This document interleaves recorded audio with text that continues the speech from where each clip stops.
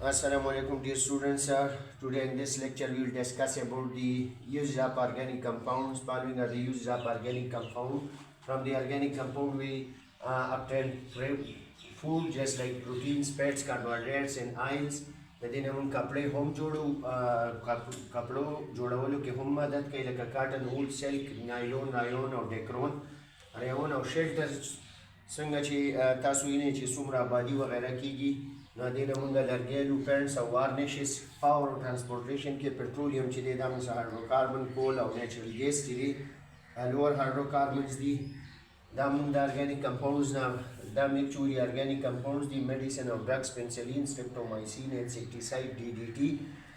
او انټیسپټیک او انستیټکس چې کوم جرمز کیل کوي او انستیزیا دپاره چې کوم دغه استعمالیږي هم موږ د ارګانیک کمپاونډز نه دغه کوو او یوزز یې دي او بل موږ سره پیګمنټس او ډایس چې دي څومره موږ سره چې هربیسایډز دي ټیپلون وغیره دا غوڼ ارګانیک کمپاونډ دي پیپر شو انک شو د دې نه علاوه پیګمنټ شو ډای شو سوپ شو ډیټرجنټ شو فوټوګرافیک فلم شو ډیولپر شو these are all the uses of organic compounds. So this was about the use of organic compounds.